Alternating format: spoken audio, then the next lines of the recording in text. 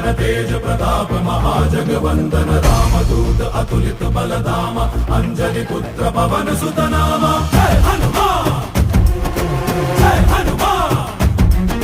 भूत पिशाच निकट नहीं आवे महावीर जब नाम सुनावे संकट से हनुमान छुड़ावे जन्म जन्म के दुख बिसरावे।